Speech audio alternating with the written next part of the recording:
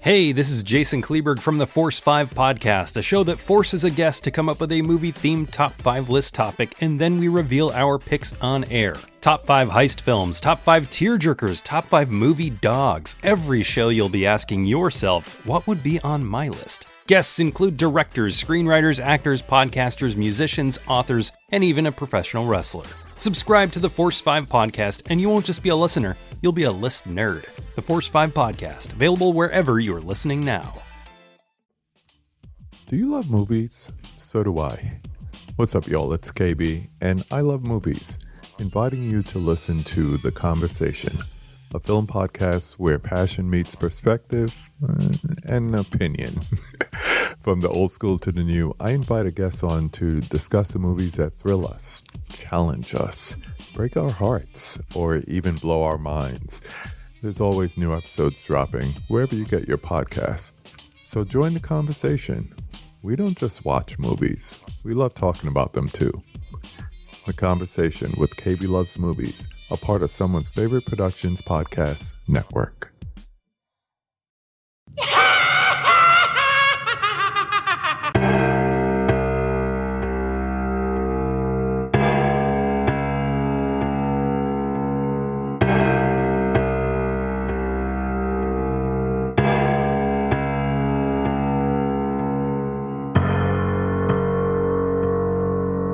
Welcome to Wake Up Heavy, the world's greatest horror movie podcast. In this episode, my weird dad will be talking about... In this town on Valentine's Day, everybody loses their heart. It looks like Harry Warden's back in town. In the town of Valentine Bluffs, there are many ways to die. Take your pick. My Bloody Valentine. Hello and welcome to episode 2 of Why Do I Hate Slashers? I Don't Actually, on George Mihalka's 1981 soap opera slasher, My Bloody Valentine. After watching Pieces, I immediately watched My Bloody Valentine, and the difference is night and day. The sloppy mess of fun that is Pieces makes My Bloody Valentine look like the Gone with the Wind of slashers. It is a lot more professionally made. It looks like a movie. It sounds like a movie, although we will discuss the accents in this one as well, briefly. But here with My Bloody Valentine, everything is adequate. The acting is decent. It looks good. It's well made. It's well edited. Has good music, which kind of lends to a tendency to get a little bit dry and slow.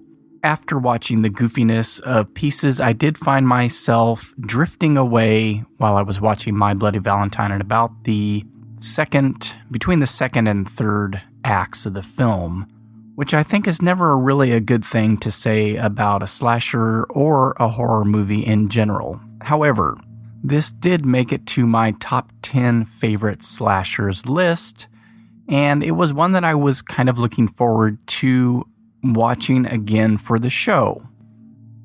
And a big part of that, and a big part of a lot of the ones that I'll be talking about, is the deviation that this film takes from the stereotypical slasher formula. So we will get into all of that, the similarities and the differences between this and numerous other slasher films. But as my summary for the film, I would like to return to the Psychotronic Encyclopedia film, which I have not used in quite some time, and its entry on My Bloody Valentine. My Bloody Valentine, 1981, Paramount, parentheses, Canada. This is a Canadian production. Producers, John Dunning, Andre Link, Stephen Miller, director George Mihalka, screenwriter John Beard, and I think that Stephen Miller has a writing credit on this as well for the story. A Halloween copy about a crazed miner who turns up for a Valentine's Day party, cuts people's hearts out with a pickaxe, and delivers them to local cops in candy boxes. Many gory scenes were cut before release to avoid an X rating. The stupid young people giving the party decide to move it to the mine, where most of them work, with a surprise ending and lots of Molson's beer. Rated R. And in my little top 10 favorites list that I did for the BNS About Movies site, I did note that this is a very Canadian production. You can really, and after I wrote it, I'm like, am I thinking of the right movie? And as I was watching it the other day for the show, I thought, oh yeah, that's why I wrote that. I remembered very clearly that we get a lot of very heavy Canadian accents throughout. I'm sorry. I'm so damn sorry. But there ain't nothing to do about it. Forget about having a party at all tomorrow night. Or you'll be sorry. Lighten up, Hap. Piss on Harry Warden and that damn old legend. As mentioned, this was directed by George Mahalka, whose only other movie that I have seen is Eternal Evil with Karen Black. He has done a lot of TV series and TV movie work with some feature films sprinkled throughout. For him and for a lot of the cast, this was their first or second movie, an early movie for most. And there weren't a lot of familiar faces for me. One guy, Keith Knight in particular, I recognized. I had to double check, but he was in Class of 1984, which I watched within the last couple of months. He was in Meatballs, which was a movie that I watched a lot as a kid, and in the Peter Weller flick of Unknown Origin. We have Alf Humphreys, who was in First Blood, Funeral Home, tons of TV and TV films, including 3 episodes of The X-Files, and Cynthia Dale from Heavenly Bodies and Moonstruck, and Helene Udy, who was in The Incubus, The Dead Zone, and Pin, which is a freaky exploitation film you should try and check out. Many of the young cast members had worked with Mahalka on his previous few movies, and a lot of the cast worked on David Cronenberg movies as well. Many, or not many, but a few of them have done voice work and even animation work in TV. So some of those slasher hallmarks include an incident from the past that must be avenged, which we sort of get in pieces, but this is straight out of Friday the 13th, The Prowler, which I always get this movie confused with, actually, because the killer has a similar get-up. We see this in Prom Night and Terror Train, not so much in Halloween, although we do have an opening flashback prologue there. It's not a revenge tale necessarily, but somebody's been wronged and they come back decades later to avenge this. And a lot of times their time away was spent in a mental institution, which is supposedly the case here. Another slasher hallmark is the love triangle between the 2 male leads and a female lead. We have multiple red herrings, which is a staple of slashers and horror movies in general. And this actually leads to a problem at the end of the film. It took me a while to remember who our killer was, which I guess is a good sign in a way. I've only watched the movie 2 or 3 times previously, and I was thinking, okay, who is it? And then also confusing it with the remake because they do something totally different in that. When when I finally figured it out and was looking to see if it worked logistically speaking, there's a lot of cheating going on in this. So watched that All the Colors of Giallo documentary the other day, and one of the staples of Giallo, which is basically a mystery, is that you should be able to go back and watch the film a second time and pick up on all the clues and see that there was no cheating being done. And not all Giallos follow that, or Jolly, sorry. And this definitely straddles that line of being implausible. Kind of like Tourist Trap, when I talked about that very early on, how that little twist seems like it doesn't work, but if you kind of times things out, it does. Here, it's much more of a stretch. And one of the biggest trademarks is being based around a holiday. And originally, I don't think that was the case, but with the popularity of Halloween and Friday the 13th, they shoehorned that in, but it works, and it offers up a lot of great heart gags throughout the film. It also gives us an interesting location, as the town is called Valentine Bluffs, and because of the name of the town, they would have an annual Halloween party. That doesn't sound right. Or rather, a annual Valentine's party, and that gives us our reason to go down into the mines. The party gets canceled because they think that this character, Harry Warden, the mad miner, is back and exacting revenge. With the Valentine's party canceled, the young miners and their dates decide to have a party at the mine instead. And as so often happens in horror films, going against your elders can lead to death.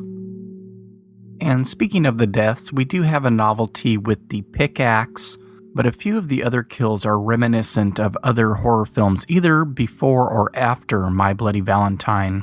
Somebody gets their face boiled in a pot of hot dog water, not unlike the face boiling in Sleepaway Camp. We have a death in a drying machine, which I know happens in at least one other movie that I cannot think of at the moment. I don't know if I can do a Google search and figure that out or not. If you know, let me know. But I know it has happened. It may be in a later film.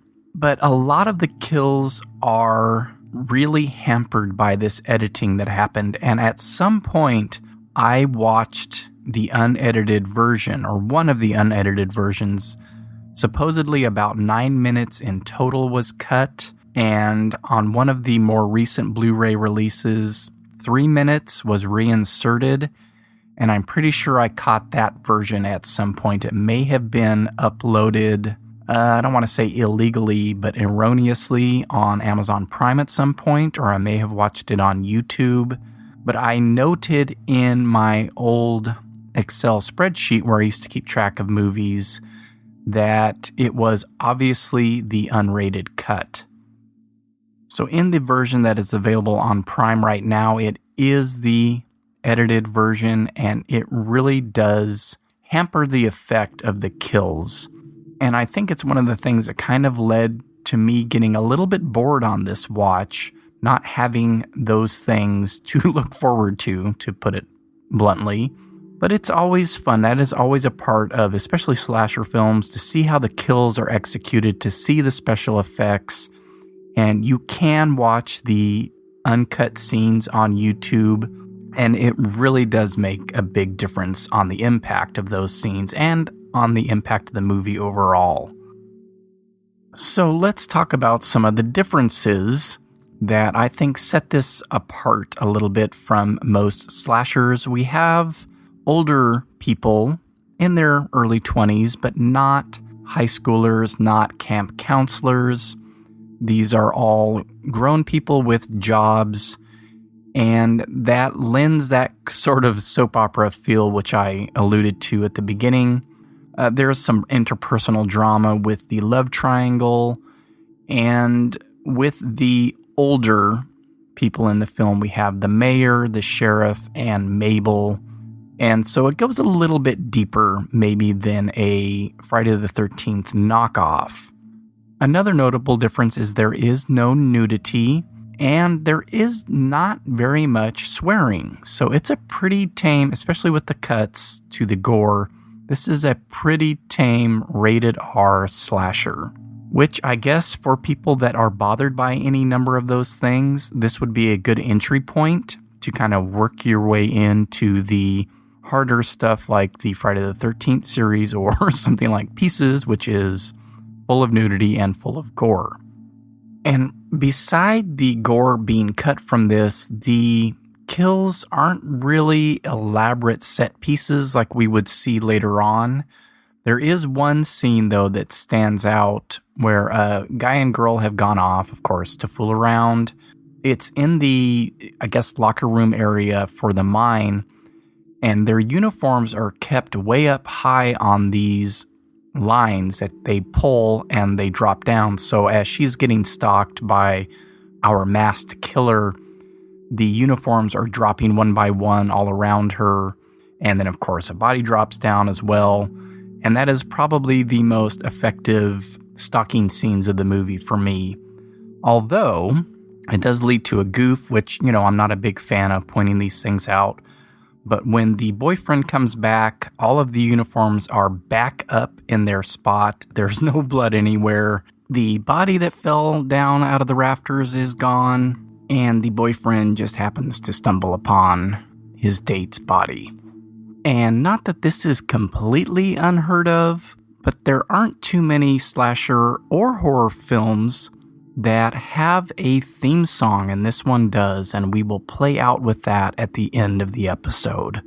And finally, one of the more interesting differences that I've kind of caught on to this last watch was that this is not a final girl scenario, and we don't have the killer stalking a particular female throughout the film.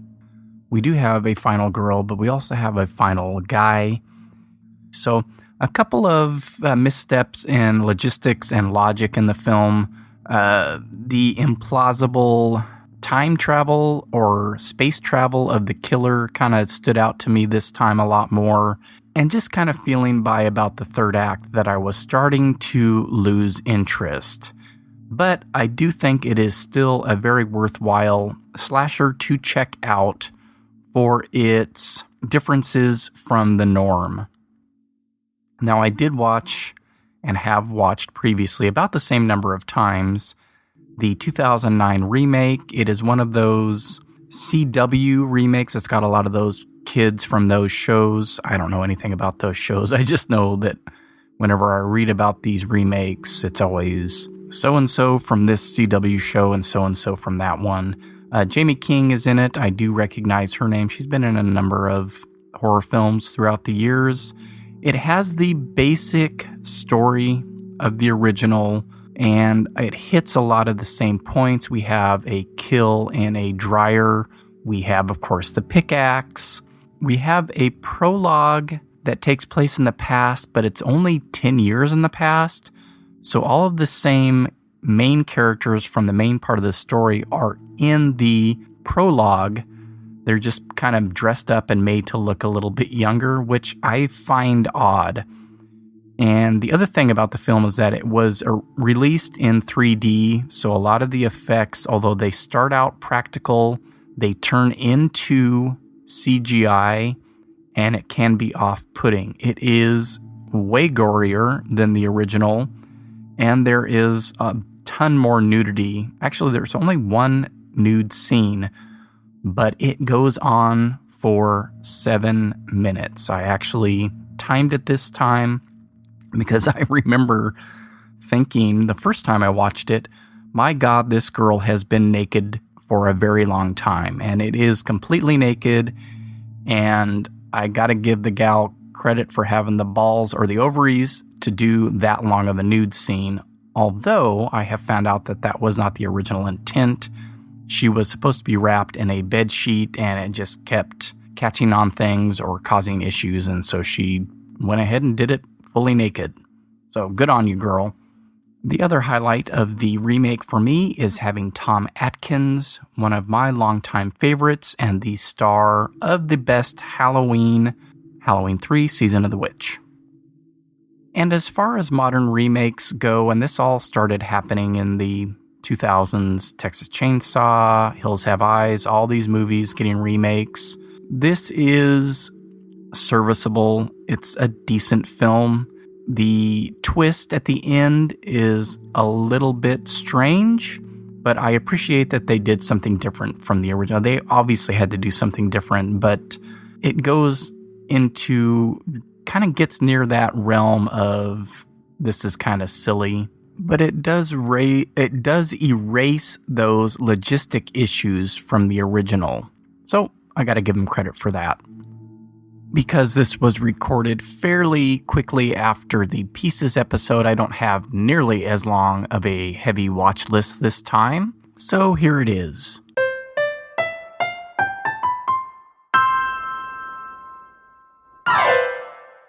I did a rewatch while I was working from home one day of The Beast Within, which has become a favorite of mine.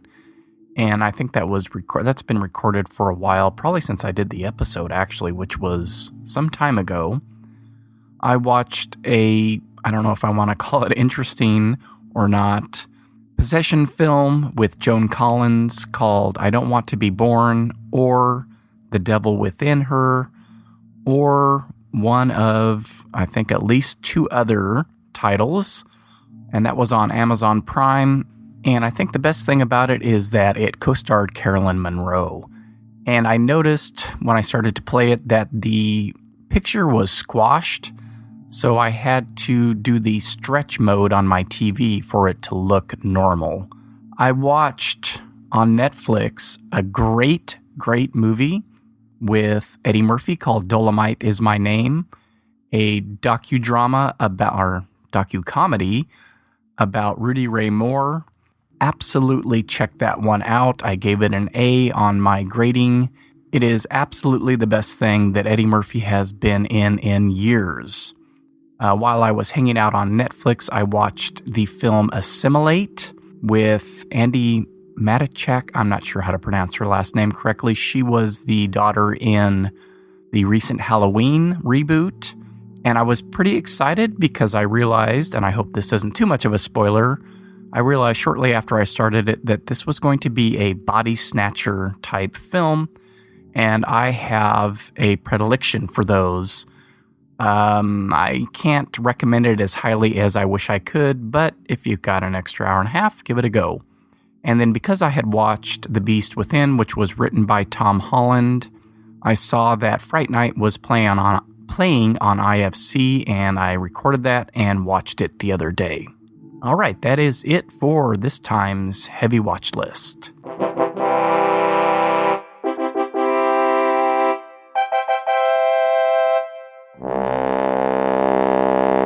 Since the last episode, I have posted on the blog the information regarding the spooky stories, your heavy horror tales. It should be the first post if you visit wakeupheavy.com. There is also a link on the side to the Google form, as well as on the SoundCloud page amongst the links there. So a number of ways to find it. The 2 that I will be reading today are the last 2 that I received from friends. So I need some more stories to read.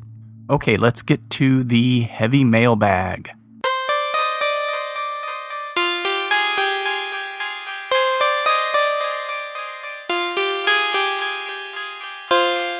This first one is from Courtney Cleary Inns, who I have known since the mid-90s. Her favorite episode of Wake Up Heavy is the super epic deep dive into Eraserhead. And Courtney's spooky story. Nothing resembling horror in the slightest sense, including Scooby-Doo, was allowed in our childhood home, so my early fascination with all things spooky was explored elsewhere. I caught just enough of Poltergeist peeking from behind the couch in my school friend's living room to scar me for life.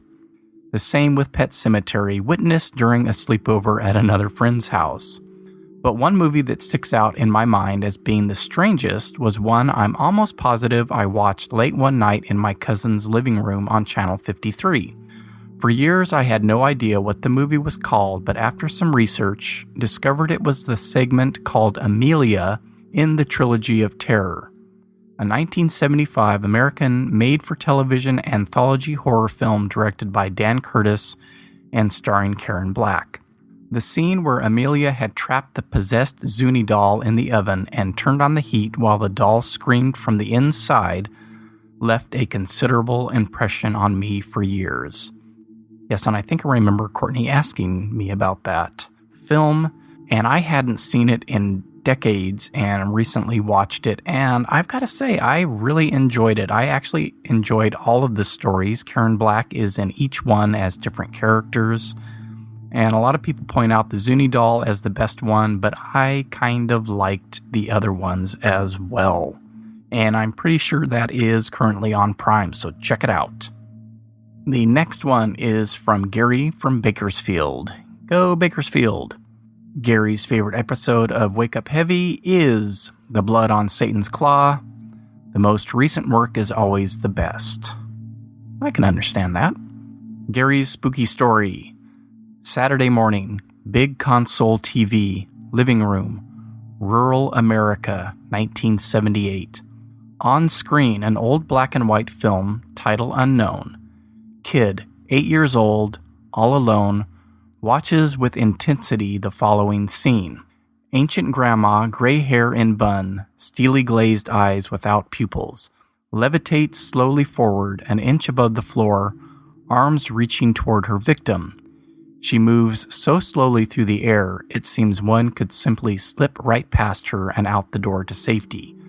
Yet one cannot seem to get away. Off-screen, with screams and accompanying music, the massacre occurs. This rang some bells for me, so I contacted Gary and asked if it might be William Castle's The House on Haunted Hill. And it actually even took me a while to figure out which. I knew it was a William Castle movie. I couldn't think of if it was 13 Ghosts or which one.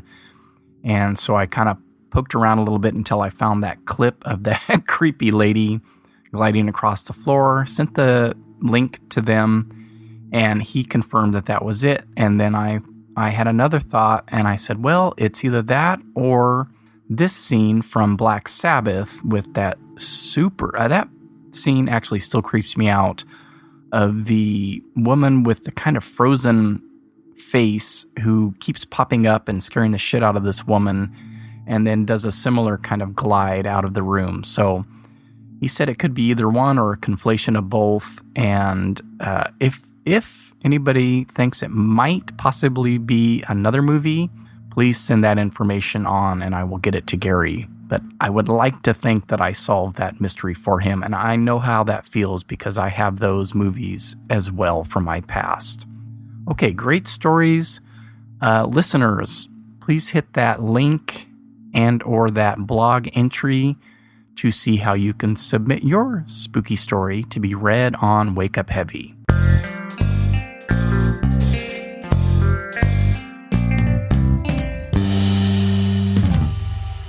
So I will probably sometime next week create a new poll for new options for the Why Do I Hate Slashers I Don't Actually series.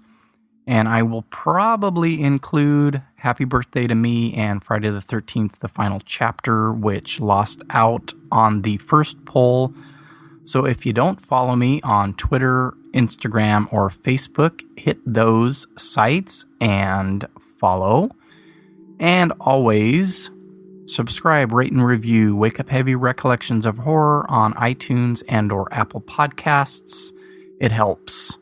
Thank you very much for listening. Have a wonderful day, and don't forget, Anything can happen when you wake up heavy.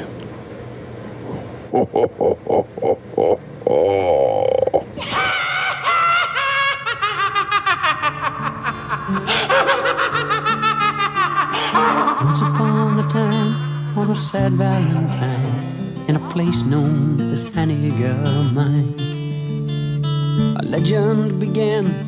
Every woman and man would always remember the time, and those who remained were never the same. You could see the fear in their eyes. Once every year, as the 14th draws near, there's a hush all over the town.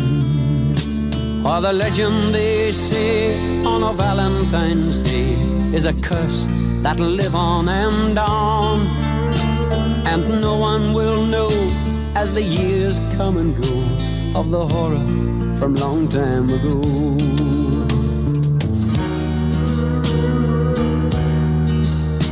20 years came and went, and everyone spent the 14th in quiet regret. And those still alive know the secret survives in the darkness that looms in the night. For the legend, they say, on a Valentine's Day is a curse that'll live on and on. And no one will know as the years come and go of the horror from long time ago.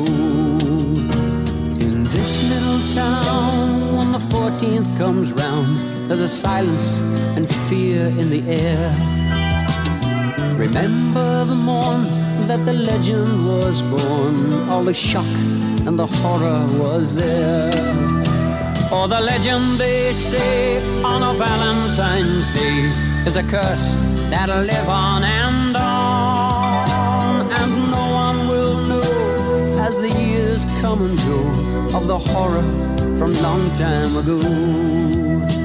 And no one will know as the years come and go of the horror from long time ago.